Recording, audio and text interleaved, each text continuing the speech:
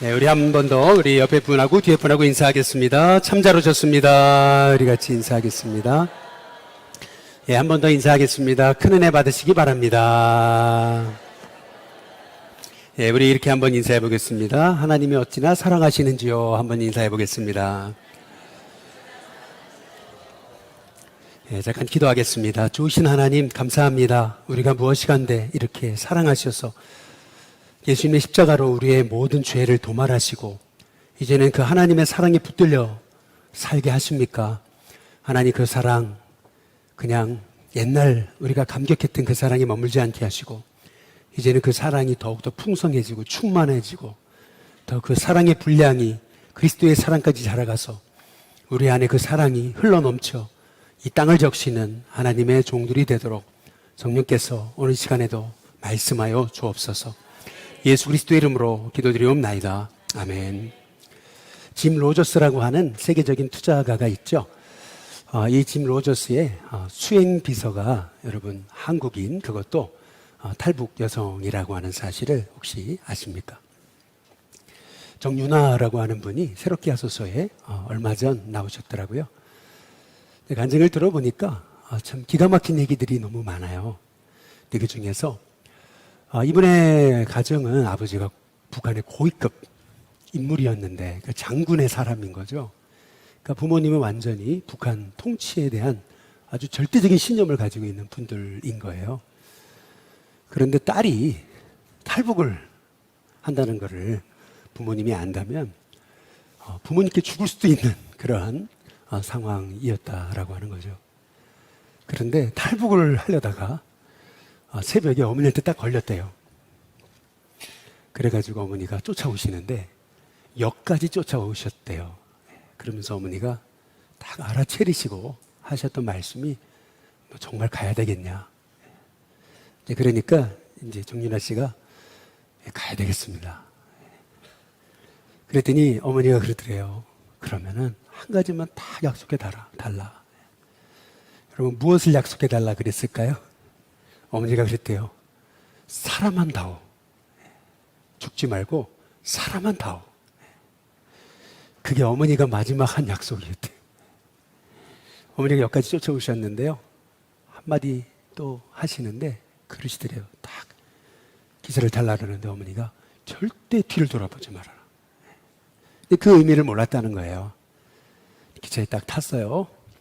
그리고 나서 그래도 어머니하고 마지막 얼굴이라도 보기 위해서 이제 마지막 작별을 못 보잖아요 이제. 그러니까요 어머니를 찾는데 어머니가 없더래요. 그래서 속으로 그런 생각이 들더라는 거죠. 야, 우리 엄마 진짜 독하다.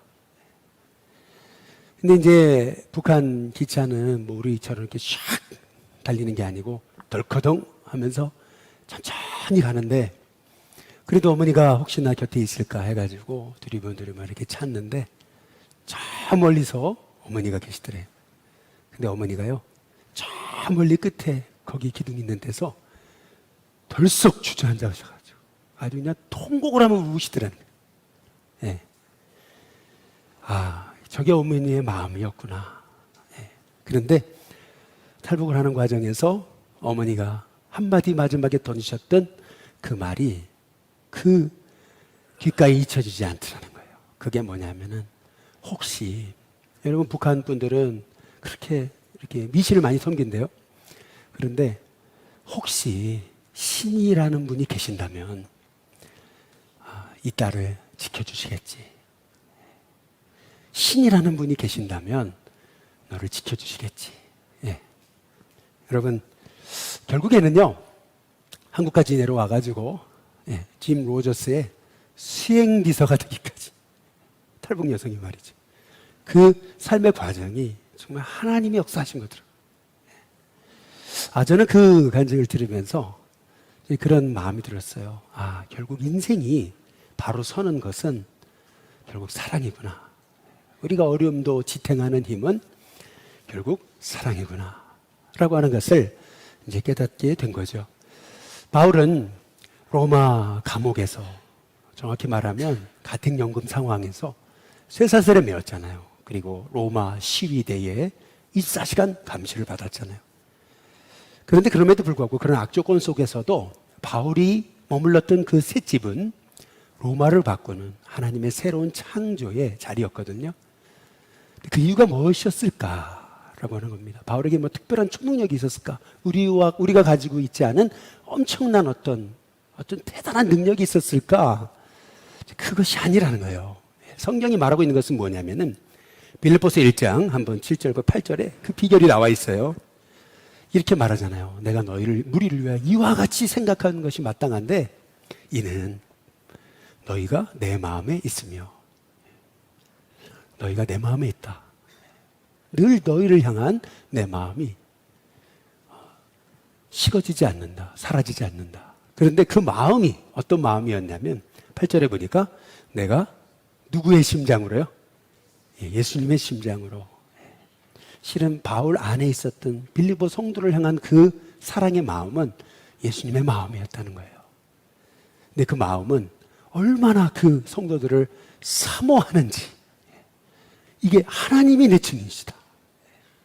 여기서 예수 그리스도의 심장이라는 말, 심장, 이 스프랑크논이라고 하는 헬라어는요, 이런 거예요. 단순히 그 마음만을 의미하는 게 아니에요. 이 스프랑크논이라는 말은 동물의 이 내장, 사람의 창자, 뭐 이런 걸 뜻하는 겁니다. 그러니까 다시 말하면 뭐냐면, 우리말에도 애가 탄다. 애간장이 녹는다. 뭐 그런 말 있잖아요. 그런 의미예요. 그러니까 무슨 말이냐면, 얼마나 그 영혼들을 사랑하는지, 정말 애가 탈 정도, 애간장이 녹을 정도로. 그렇게 빌립보 성도를 사모했던 그 마음이 바울의 마음이 아니고 주님의 마음이었던 거예요. 그랬더니 그 세팡살이 가택연금된 상황에도 그 사랑이 바울 안에 흘러 넘쳐가지고, 그래서 로마를 바꾸고 빌립보를 바꾸고 에베소를 바꾸고 골로새를 바꾸고, 바울의 사랑이 임하는 자리마다 생명이 살아나는 역사가 있게 됐다는 것을 우리가 이 바울의 빌립보서를 통해서 우리가 살펴봐야 되는 거죠. 그래서 바울은 지금 그 사랑을 위한 기도를 하고 있는 겁니다. 이 바울의 기도, 우리가 함께 읽으신 빌립보서 1장 9절과 10절 그리고 11절은 바울의 빌립보 교회를 향한 중보 기도거든요. 그런데 그 기도의 내용은 뭐냐면, 결국에는 빌립보 성도들 안에 사랑이 충만하도록 그렇게 기도하는 거거든요. 근데 어떻게 바울이 기도하고 있는지를 한번 잘 보십시오. 빌립보 1장 9절에 보면, 한번 같이 한번 읽어볼까요? 같이 읽습니다. 함께 읽습니다. 시작. 내가 기도하노라 너희 사랑을 지식과 모든 총명으로 점점 더 풍성하게 하사. 여러분, 진정한 사랑은 결국 잘하는 거죠. 사랑이요, 과거에 머물러 있으면 그건 사랑이 아닙니다. 진정한 사랑은 점점점 풍성해지는 거죠. 근데 사랑이 점점점 풍성해지려면 어떻게 되냐면, 그 사랑하는 대상을 더욱 알아가야 됩니다. 우리가 하나님을 사랑한다고 하면서도 우리의 사랑이 늘 그 자리에 머물러 있는 이유는 뭐냐면, 하나님 말씀을 통해 예수님이 누구신지 더 알아가지를 않기 때문에 그런 거예요. 우리의 사랑이, 하나님을 향한 사랑이 더 충만해지지 못하는 이유. 누구는 어려움을 당해도 그 사랑에 힘입어서 역경을 넉넉히 이기는데, 누구는 어려움 당하면 금방 무너져 버려요. 하나님 사랑이 의심이 돼요. 근데 그 이유는 뭐냐면, 하나님의 사랑이 우리 안에 충만하게 흘러 넘쳐져야 되는데, 그러려면 하나님 말씀을 통해서 그분이 어떤 분인지 더 알아가야 되는 거거든요. 그래서 바울은 너희 사랑에 지식과 모든 총명으로 총명하게 돼가지고 그 사랑이 점점 더 풍성하게 되기를 바울이 기도하고 있는 거죠. 그래서 언제나 우리의 사랑이 점점 더 풍성해지려면은 사랑하는 대상을 알아가야 됩니다. 여러분, 우리가 남편, 아내를 배우자라 그러잖아요. 왜 배우자인지 아세요? 네, 배우자예요. 배워야 돼요. 그래서 배우자예요. 남편에 대해서 뭐라고요? 배우자. 아내에 대해서 뭐라고요? 배우자. 네. 여러분, 그것이 실은 가정의 부부가 더 사랑이 충만해지는 비결인 거죠. 그러려면은 게리 체프만의 5가지 사랑의 언어라는 그런 책이 있어요. 거기 보면 사람마다 그 사랑의 언어가 다르다는 거죠.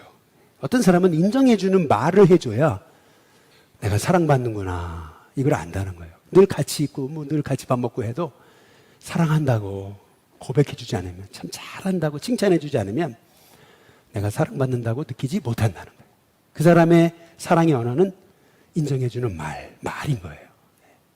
또 어떤 사람에게는 함께 있어주는 것 자체가 그게 사랑의 언어라는 거죠. 아이들이, 사춘기 아이들이 그런 얘기 가끔 하거든요. 부모님, 아버지가 나한테 해준 게 뭐가 있냐고. 그러면 아버지가 그러죠. 야, 너한테 해준 게 내가 얼마나 많아. 먹여줬지, 입혀줬지, 공부시켜줬지. 내가 못한 게 어디 있냐. 내가 너 때문에 지금 이렇게 고생하면서 사는 거지.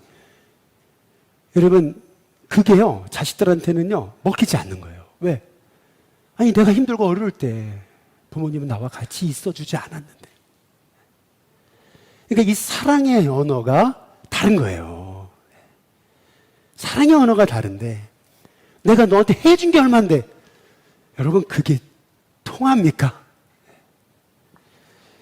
어떤 분은 사랑의 언어가 이제 사랑한다라는 표현은 뭐냐면 작은 거라도 이렇게 선물을 주는 거예요. 이 사람의 사랑 표현이에요. 예. 지난번에 캄보디아 선교를 갔는데 우리 선교사님 사모님이요, 1년 동안 한국교회에서 보내준 그 선교 물품들을 이거를요 다 모아놔가지고 얼마나 모았든지 신학교 복도에다 이렇게 쌓아놓으니까요, 그 현지 학장님이 너무 싫어하더래요. 이게 뭐냐고, 이게 지금 신학교가 이렇게 그냥 이런 물품으로 그냥 막 이렇게 박스채 올라가 있는 게 막 구박을 당하면서도 이 선교사님 사모님은요, 한국교회에서 보내준 거를 차곡차곡 모아놓은 거예요. 그래서 뭐에다 쓰는 건가 보니까 이 캄보디아 목회자 사모님들 이 수련회 때 그거를 다 풀어가지고 그래가지고 다 나눠주는 거예요. 이렇게 하나씩. 근데 뭘 나눠주나 이렇게 봤더니요, 저는 그게 좋을까 싶을 정도로 그게 뭐냐면요, 목걸이가요, 그냥 그런 거 있잖아요. 진주같이 생겼는데 진주 아닌 거. 그거 있잖아요. 이렇게 돼가지고 주렁주렁 매다는 거 있잖아요. 이런 거. 반지인데요, 이게 깜찍해야 반지죠. 반지가 이만해요. 뭐 주황색에 뭐 파란색에 반지가 이만한 건데, 야, 저 같으면 저거 안 끼겠다, 야. 그런 거 있잖아요. 귀걸이인데요, 깜찍해야죠. 근데 그게 아니고 이만해요, 귀걸이가요. 그런데 그런 거를요, 모아다가요, 그거를요, 다 그 사모님들한테 하나씩 나와서 이제 그 모아놨던 걸 선물로 주는 건데, 사모님 얼굴이 쫙 피는 거예요. 저거 뭐지? 저는 이게 좀 안 맞더라고요, 이게. 근데 알고 보니까 그게 뭐냐면요, 이 사모님이 선교사님하고 안식년이 돼가지고 미국 갔다가 고모가 미국에는 거라지 세일이라는 거 하거든요. 그러면 이제 막 쓰던 거, 액세서리 집에 쓰던 거 이런 거 막 떨이로 파는 거예요. 근데 고모가 보니까 일본인인데 액세서리를요 한가득 냅두더래요. 근데 거기 이렇게 써있더래요. 몽땅 $100. 우리나라 돈으로 막 10만 원 좀 넘는 거잖아요. 이야, 이게 웬 떡이냐. 그래가지고 이 고모가 $100 주고 그걸 다 사버린 거예요. 누굴 줬겠어요? 이 사모님을 드린 거죠.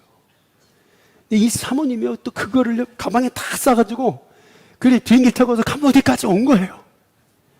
그리고 가끔 외로울 때, 여러분, 이 선교사가 현지인하고 같이 생활하고 먹고 자고 하는 거 어려운 거거든요. 이분네는 선교사님이 따로 사는 게 아니고 신학교에서 같이 살거든요. 같이 생활해요.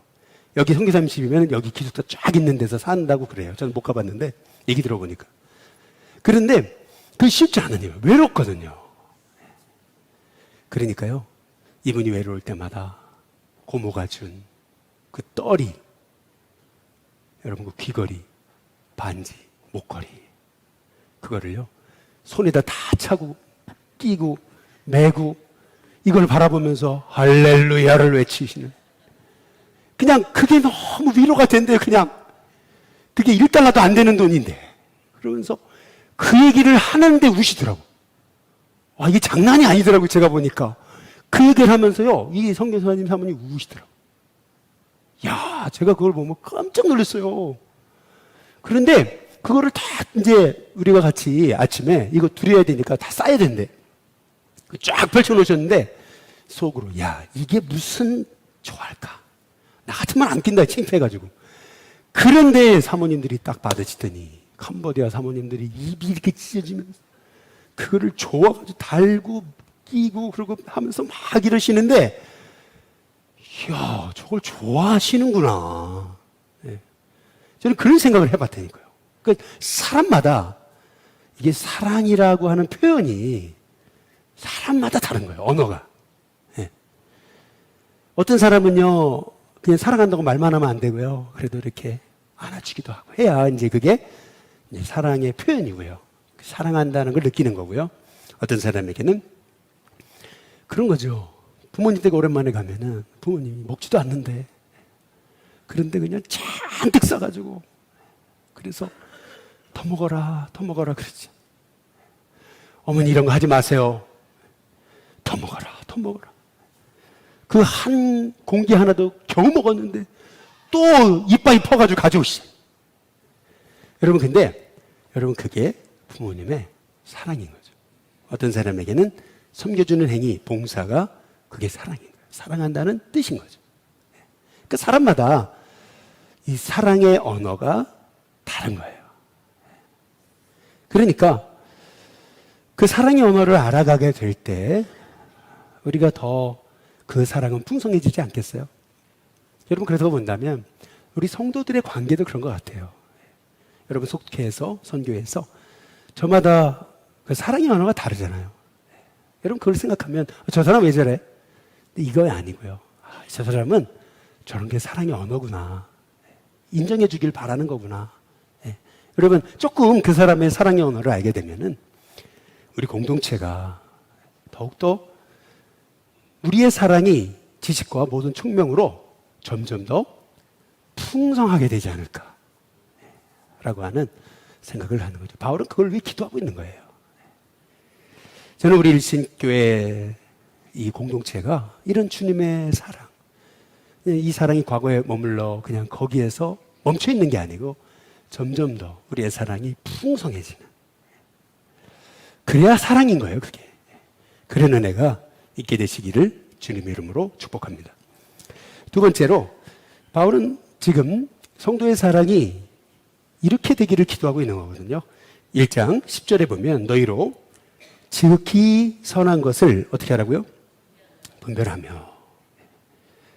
여러분, 이 말의 의미를 알 것도 같기도 하고 모를 것 같기도 하잖아요. 이게 무슨 뜻이에요? 지극히 선한 것을 분별한다는 말이 무슨 뜻입니까? 여러분이 이 말씀을 이해하려면은 선하다라고 하는 뜻을 이해하셔야 돼요. 히브리어에서 선하다라고 하는 개념은 뭘 의미하는 거냐면요, 어떤 지어진 물건이 목적에 합당할 때 그거를 선하다 그러는 거예요. 그러니까 무슨 말이냐면, 요즘 우리 정치 지도자들이 뽑혔잖아요. 근데 이 정치 지도자가 너무 사람이 좋아요. 착해요. 여러분, 그게 선한 겁니까? 성경이 말하고 있는 건 뭐냐면요, 정치 지도자, 리더로 뽑혔다면, 그러면 사람이 착한 것만 선한 게 아니에요. 리더로 뽑혔다면은요, 그 리더를 통해서 지역사회가 발전하고 지역사회가 바로 세워지는 거, 그게 선한 거예요. 이게 무슨 말이냐면은, 성경에 말씀에서 선하다는 개념은요, 반대 개념은 무능한 거예요. 지어진 목적이 있잖아요. 그런데 리더로 세웠잖아요. 그런데 그 사람만 들어가면은 문제가 해결되는 게 가중이 된다면, 여러분, 그렇다면 그건 선한 게 아니라는 거죠.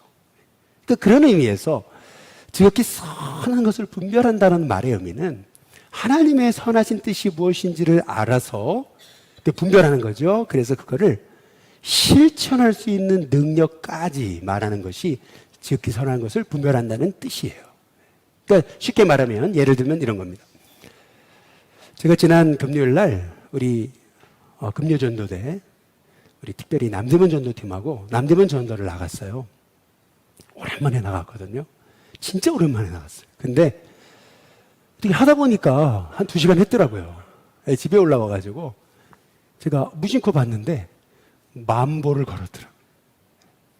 그러니까 우리 같이 전도하러 가신 박은혜 원사님이나 우리 박세롬 목사님 얼마나 열심히 하시는지 제가 감동받았어요. 근데 사실은 제가 감동받은 것은 뭐냐면요, 이 남대문 여기 계시는 분들의 반응 때문에 제가 너무 감동받았어요.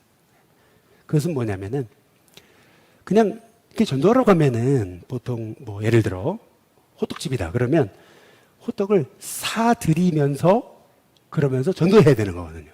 늘 그냥 주머니 열어서 사드리면서 또 저와 함께 가신 분이 또 사드리면서 이렇게 전도를 하는 게 마땅한 거잖아요. 그런데 딱 갔는데 오히려 저한테 호떡을 주세요. 주인분이. 그러면서 아, 이제 정신 차려야 되는데요. 이제 교회 나가야 되겠는데. 이런 얘기들을 이제 시작하는 거예요. 신기하죠? 길거리에서 기도해 드리는데 기도를 마치니까 그분 눈이 이렇게 참 시뻘겋게 돼 있어요.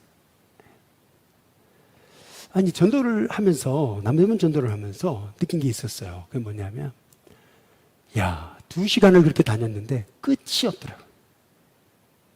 근데 그때 제가 생각한 게 있어요. 그게 뭐냐면은, 야, 우리 일신교회 앞에 이렇게 많은 오만 상인이 있는데 사람이 없다 그랬구나. 제가 얼마나 회개가 됐든지. 이렇게 많은 영혼들이 있는데 없다 그랬구나. 여러분, 지극히 선한 걸 분별한다는 게 뭐죠? 결국 우리 일신교회가 왜 여기 해운동, 여기 남대문 앞에 77년 동안 있었는지를 분별하는 거. 그게 지극히 선한 거를 분별하는 겁니다. 여러분, 오늘 이른 아침에 제가 여기 뒷동산을 이렇게 올라갔거든요. 그런데요, 한번 여러분 예배 끝나고 올라가 보세요. 얼마나 아름다운지. 야, 여기 뒤에 한번 올라가 보세요. 진짜 멋집니다. 그런데요, 그런 생각을 잠깐 했어요. 뭐냐면, 야, 이 아름다운 이 엄청난 땅을 하나님이 왜 우리에게 주셨을까? 이게 우리만 누리라고 주신 것일까? 이제 그런 생각을 해보면서, 그러면 주님이 원하신 지극히 선한 것이 뭐지? 하나님께 묻게 되잖아요. 여러분, 그렇게 본다면은요, 우리 일신교회가 성교관 중축을 꿈꾸고 있는데, 이 모든 것도 단지 우리만을 위한 것이 아니고, 정말 이 해운동, 이 지역사회, 바로 이 남대문 시장, 이 서울 땅에 하나님이 뭔가 품으신 계획이 있기 때문에 하나님 77년 동안 우리를 이곳에 있게 하신 것이 아닐까. 여러분, 그런 생각을 해보게 됐어요. 그래서 그 하나님이 만드신 그 목적에 합당한 그 사명을 감당할 때 그게 선한 교회가 되는 거예요. 지극히 선한 일을 감당하는 선한 교회가 되는 거예요. 단지 많이 모였다고 선한 교회가 아니에요. 지으신 목적에 합당한 교회가 되는 거, 그게 지극히 선한 것을 분별한다는 개념이에요. 바울이 지금 그걸 왜 기도하고 있는 거야? 왜 빌립보 교회를 세웠냐? 왜? 유대인 회당도 하나도 없는 그 이방인의 땅에 하나님이 생각지 않게, 그것도 귀신 들린 여종을, 그것도 루디아라는 아시아 여성을, 그것도 거기 빌립보의 감옥을 지키고 있던 그 진짜 로마인 그 간수 가정을 왜 구원하셨나? 하나님이 왜 빌립보 교회를 세우셨는가? 그 선하신 뜻을 분별해내야 여러분, 그 교회가 결국 진짜 주님이 그 교회를 사랑하신 그 사랑의 뜻에 합당하게 든든하게 바로 세워질 수 있는 거거든요. 여러분, 그런 의미에서 여러분도 나를 왜 목회자로, 나를 왜 장로님으로, 나를 왜 직분자로 세우셨는가? 나를 왜 우리 가정에 이렇게 남편과 아내를 세우셨고, 나를 왜 여기서 공부하게 하셨고, 나를 왜 여기로 보내셨는가? 나를 왜 이 직장에 보내셨는가? 그 하나님의 지극히 선한 뜻을 분별해야 됩니다. 여러분, 그래야 그것이 바로 하나님이 지으신 목적에 합당한 지극히 선한 인생을 살아가는 그런 비결인 거죠. 저와 여러분에게 하나님 뭘 원하시는지 정말 깨달아 하는 저와 여러분이 됨을 통해서 정말 그 사랑이 그냥 맹목적인, 그러니까 나만을 위한 사랑이 아니고 하나님의 그 오묘하신 뜻을 이루어드리는 진정한 주님 사랑이 될 수 있게 되시기를 주님의 이름으로 축복합니다. 마지막으로 오늘 빌립보서 1장 10절에 보니까 바울은 이렇게 얘기해요. 또 진실하여 라고 얘기하거든요. 진실하다는 것은 거짓이 없다는 거죠. 그래서 허물없이 그리스도의 날까지 어떻게 해요? 이루고, 다시 말하면 그 진실함이 주님 오실 때까지 변함이 없는 사랑, 그것을 위해 이제 바울이 기도하고 있는 거거든요. 사랑은 진실함이죠. 진실하지 않고 거짓이 있다면 그러면 그거는 사랑이 아니고 이용하는 거죠.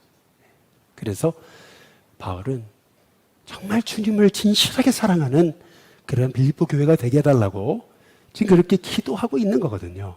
그런데 더욱이 사랑의 또 다른 이름이 있어요. 사랑과 늘 병행하고 동행하게 되는, 같이 함께 늘 같이 따라오는 거. 그게 뭐냐면은 여러분, 진실이라고 하는 말은 또 다른 말로 성실이라는 말입니다. 다시 말하면 누군가를 사랑해요. 거기에는 항상 성실이 뒷받침돼야 되는 거예요. 성실에 안에 담겨져 있는 게 뭐냐면 성실한다는 것은요, 열정이 있다는 거거든요.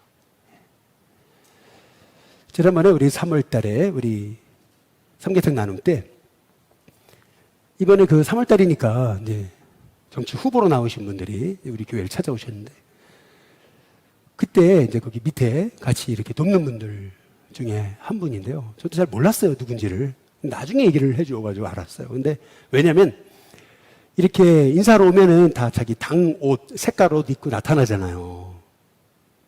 근데 이분은 옷을 다 내다줬어요. 그러니까 몰랐어요, 이분이 누군지를. 그런데요, 보니까요, 야, 어르신들을 섬기는데 보니까 어르신들이 이제 이 닭을 드시고 입으로 이렇게 다 뼈를 다 발라내시고 그리고 뼈를 그냥 테이블 에다 올려놓은 거거든요. 그리고 뭐 닭 껍데기 이런 것들을 다 이렇게. 그런데 야, 이거 보니까요, 그렇다는 거예요. 저가 이제 들은 얘기예요. 이분이요, 그거를 맨손으로 다 치우더래요. 그러더니 그냥 빨리 이제 가셔도 된다고 그랬더니요, 끝까지 남아가지고 다 손수 정리하는데 그런 얘기를 하시더라고요. 뭐냐면 진정성이 느껴졌다고. 쇼하는 게 아니라고.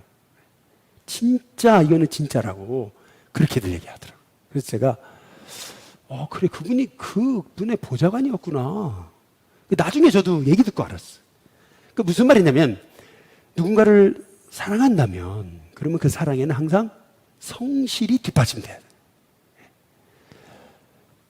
로마의 한 정원에서 한 청년이요, 이른 새벽부터 정원을 가꾸고 있었어요. 영주가 지나가다가 아니 청년 뭐 하고 있냐고, 누가 보냐고, 뭐 이렇게 열심히 하냐고 이제 그랬더니 이 청년이 했던 말이 저는 이 정원을 사랑합니다. 근데 거기에 영주가 감동을 받은 거예요. 그래서 누구냐고 묻고 그래서 자네에게 공부할 수 있는 기회를 열겠다. 그래가지고 후원을 해줘가지고 공부를 했어요. 이 청년의 눈에는요, 그냥 널려져 있는 게 아니에요. 거기에서 놀라운 작품을 보고 있는 거예요. 성실하니까 남은 보지 못하는 거를 보는 거예요. 그냥 영주의 집에 널려져 있던 큰 돌, 아주 애물단지 돌이었는데 여러분, 그 돌에서 뭘 보게 되는 거예요? 작품을 보는 거죠. 여러분, 이 사람이 누구예요? 미켈란젤로입니다.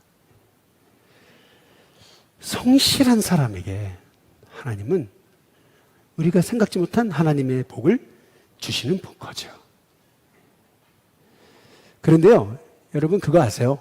지금 이 바울이 말하고 있는 이 사랑은 주님의 사랑이에요. 왜냐하면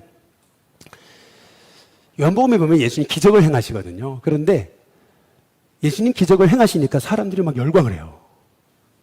근데 성경에 보면 이런 얘기가 나옵니다. 예수님이 자기 몸을 그들에게 의탁하지 않으셨어요. 그 이유가 나오는데 사람이 어떤 존재인지를 친히 아시며, 예수님은요, 우리 인간이 어떤 존재인지를 정확히 아셨어요. 뼛속까지 죄인이라는 걸. 그러나 이 뼛속까지 죄인인 우리를 구원하는 하나님의 그 지극히 선하신 뜻이 뭐냐면은 여러분, 그게 십자가였던 거예요.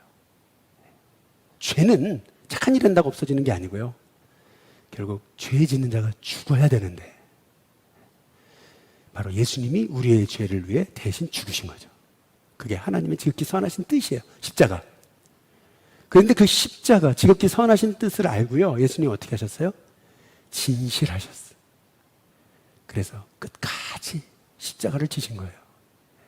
그렇게 조롱받고 그렇게 무시당하고 배신하고 십자가 위에서 내려오라고 사람들이 그렇게 비아냥거렸지만 예수님 그 십자가 위에서 마지막 그 순간까지 저희들의 죄를 용서해 주옵소서.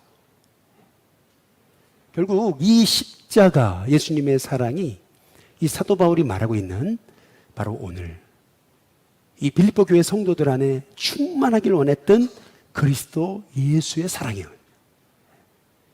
그래서 바울이 지금 이 빌립보 교회 성도들을 위해 기도하면서 이 사랑으로 충만하게 될 때, 예수님의 사랑으로 충만하게 될 때 어떻게 되는 거냐면은 빌립보서 1장 11절에 보면 우리 같이 한번 읽어보겠습니다. 이런 복을 받습니다. 같이 한번 읽어보겠습니다. 함께 있습니다. 시작. 예수 그리스도로 말미암아 의의 열매가 가득하여 하나님의 영광과 찬송이 되기를 원하노라. 아멘. 여러분, 결국 이런 주님의 사랑으로 충만하게 될 때 의의 열매가 가득하게 돼요. 우리 인생의 열매의 비결은 결국 주님의 사랑으로 충만한 거죠. 그분이 우리 안에 계시고 우리가 그분 안에 계실 때 이 사람은 열매를 많이 맺는 거예요. 내 힘이 아니고 그분이 주시는 그 사랑으로 충만할 때 우리 인생에 내가 생각지 못한 그 의의 열매가 가득하게 되고요. 열매가 가득하게 되니까 하나님의 영광과 찬송이 되는 인생이 되는 거죠. 저는 우리 일신교회 성도님들 가슴 안에 한가득 주님의 사랑이 충만할 뿐만 아니라 그 사랑이 흘러 넘쳐져서 여러분의 인생 속에 여러분이 들어가는 자리마다 그 사랑으로 인해 생명이 살아나는 은혜가 있게 되시기를 주님의 이름으로 축복합니다. 어제 우리 속회지자들과 가평의 생명의 빛 예수마을이라는 곳에 우리가 갔었어요. 그런데 저도 사실 먼저 그 답산을 했지만 얘기는 못 들었어요. 그냥 가보기만 했던 건데 어제 얘기를 들어보니까 참 감동이더라고요. 이곳은 그 선교사님들 은퇴하시고 나서 오복할 데도 없으니까 그분들을 섬기기 위해 세워진 교회이자 선교사님 은퇴자를 위한 선교센터인데, 근데 이게 어떻게 세워졌는가 이렇게 봤더니요, 그 예배당이요, 그 가평 시골 골짜기 한복판인데요, 여러분 그 예배당이요 그렇게 멋있을 수가 없어요. 너무나 예술 작품이에요. 여러분 옆에 보시면 나무 있죠, 나무. 이 나무가요 살아있어요. 송진이 막 떨어져요, 나무에. 야, 기가 막히더라고요. 근데 어떻게 이 예배당이 이제 세워질 수 있었을까? 이제 보니까요, 먼저는 목사님이 은퇴하시는 선교사님 자기 친구 중에 은퇴했는데 갈 데가 없는 거예요. 그래서 선교사님들이 갈 데가 없구나. 그래서 어떻게 하면 선교사님들을 섬길 수 있을까? 그 마음 품고요, 그래 나중에는 못한다 이런 생각을 가지고 먼저 땅만 사놓은 거예요. 땅만. 근데 놀랍죠? 당장 하려고 하진 않았는데, 아니 어떻게 이 목사님이 이제 저기 연해주를 갔다가 거기다가 고려인 학교를 이제 세우기 위해 가셨던 건데, 아니 그분이 이제 이런 분이 오셨다라는 얘기를요, 그 러시아에서 목재 사업을 크게 하시는 사장님이 얘기를 듣고요, 한번 만나보고 싶다. 그래가지고 만나가지고요, 이 목재 사장님이요, 인터넷을 보니까 이게 600그루를 준 거더라고요. 근데 600그루가 뭐냐면 한 그루에 나무 하나가 1,700만 원짜리래요. 나무 하나가 1,700만 원짜리. 그거를 600그루를 준 거예요. 여러분 보통 그 건축이라는 거는 설계하고 그리고 설계에 따라서 그것에 맞는 자재를 사가지고 교회를 짓는 거잖아요. 그런데 여기는 거꾸로 된 거예요. 땅 사고 자재가 이미 들어왔어요. 그리고요, 그 다음에 이제 건축을 시작하는 케이스가 된 거예요. 근데 놀랍게도 이 600그루에 이 나무를 기증하신 분은요, 크리스찬이 아닌 거예요. 기독교인이 아니에요. 근데 어떻게 기증을 하게 된 거냐면, 이분은 초등학교 5학년 때 가정이 너무 어려워서 가출을 한 거예요. 그리고 구두닦이 하고 또 나이트클럽 사장이 되고 그러면서, 어떻게 나이트클럽에 오신 분들 중에 러시아에 뭐 나무 같은 거 사업을 하면은 큰 돈 번다 얘기를 듣고서 이제 나무 이제 목재 사업을 하게 됐는데 그게 크게 성공한 거죠. 거의 한 40년 만에요. 그러니까 이분이 성공하고 나니까 고향이 그리운 거죠. 부모님 생각이 난 거죠. 그제서야 부모님 살아계실까? 그래서 고향을 찾아간 거예요. 이미 아버지는 돌아가셨고요. 어머니는 살아계시더라고요. 왜 어머니가 거기 계속 사시냐 봤더니 아들이 올 것을 어머니가 믿은 거예요. 그래서 어머니는 떠나지 않은 거예요. 아들이 올 때까지 기다린 거예요. 근데 그 어머니가 그 40년 되는 그 시간 동안 하신 일이 뭐냐면 새벽마다 교회 가서 아들을 위해 기도하신 거죠. 깨달은 거예요. 아, 내가 이렇게 거저 잘 된 게 아니고 어머니의 기도였구나. 깨닫고요. 어머니가 새벽 기도하고 믿음 생활 하시는 걸 본 거죠. 근데 어머니가 그러시더래. 하루는 아들아, 네가 가진 그 멋진 나무를 가지고 세상 집만 짓지 말고 교회도 한번 쳐보라. 근데 그 얘기를 하고 어머니가 일주일 만에 돌아가신 거예요. 그러니까 이제 이 아들은요, 아, 어머니가 그렇게 교회 짓기 원하셨는데. 그래가지고 그때부터 이제 나무를 이제 팔다 보면 제일 좋은 나무들만 딱 빼놓기 시작한 거예요. 그리고 나서 이걸 어떻게 교회를 짓는가? 교회도 안 다니셨던 분이 어떻게 해야 되나 하는 중에 연해주에 고려인 학교를 짓겠다고 오신 목사님의 얘기를 듣고 그분이 가평에다가 교회를 짓는다는 얘기를 듣고서 이게 만남이 탁 이루어진 거죠. 아, 저는 이제 그 얘기를 듣고요. 그런 생각을 했어요. 아, 결국에는 인생을 움직이는 힘이 뭘까? 여러분, 그것은 결국 사랑이죠. 주님의 사랑입니다. 우리가 그 주님의 사랑으로 충만할 때 하나님은요, 우리가 생각지 못한 하나님의 역사를 이루시는 줄로 믿습니다. 생각해 보세요. 목사님의 선교사님을 위한 어떻게 하면 은퇴하신 분들이 오도 갈 데도 없는데 그분들을 섬길 수 있을까? 했던 게요. 놀랍게도 선교사님들이 은퇴를 했는데 이분들이 각 나라의 언어의 전문가잖아요. 뭐 이슬람, 무슬림, 뭐 아랍어부터 시작해가지고 영어부터 각 나라의 언어들의 전문가잖아요. 근데 그분들이요, 그 선교센터에 와서 생활하는데요, 그냥 은퇴에 그냥 유유자적한 삶을 사는 게 아니고요, 그분들한테 미션을 주는 거예요. 그게 뭐냐면 그 가평에 수많은 외국인 노동자가 와 있거든요. 제가 가평에 초등학교 교장 선생님 아주 지인이 한 분 계세요. 1년에 한 번씩 저를 불러서 시사 대접하는 분이 계신데 그분이 했던 말이 있어요. 우리 초등학교에 여러분 그 다문화 아이들이요, 정확히 기억이 안 나요. 근데 80%인가? 그러니까 10명 아이들 중에서요 8명은 다 외국인 애들이고요 2명만 한국인 애들이에요. 정말 그렇대요, 가평이. 왜요? 거기 통일교 본부가 있거든요. 그러기도 하고 여러분 수많은 외국인 노동자들이 지금 지방에 와 있습니다. 근데 부모가 한글을 모르는 거예요. 그리고요, 그 아이들은 이제 그 부모님들을 섬기는 사역을 시작하는 거예요. 외국인 노동자 사역을. 그래, 춘천까지, 강원도까지 들어가가지고 선교사님들을 보내가지고 거기서 사역을 하는 거예요. 이거 얼마나 대단한 일이에요, 이게요. 예. 아, 그렇구나. 우리의 사랑이 지식과 총명을 더해갈 때 그 사랑은요, 점점 더 풍성해져가지고 그래서 하나님의 지극히 선하신 뜻이 뭔지 분별하게 돼요. 그래서요, 그것이 진실해요. 성실해가지고 그리스도 예수의 날까지 이르게 되면요, 그러면 그것이 바로 주님이 일하시는 그런 놀라운 인생이 되는 겁니다. 그래서 우리 일신교회가 여기 사도 바울이 했던 기도 있잖아요. 너희의 사랑이 지식과 모든 총명으로 점점 더 풍성하게 돼가지고 그래서 너희로 하여금 지극히 선한 것을 분별하고 또 진실하여 허물 없이 그리스도 예수의 날까지 이르게. 여러분, 그런 일신교회 또 여러분의 인생, 여러분의 삶이 되게 하실 줄로 믿습니다. 결국 사랑입니다. 오늘도 그 사랑으로 충만하여 내 가슴이 그 사랑으로 흘러넘치는 인생이 되게 해달라고 기도하는 우리 주님의 성도들 되시길 주님의 이름으로 축복합니다.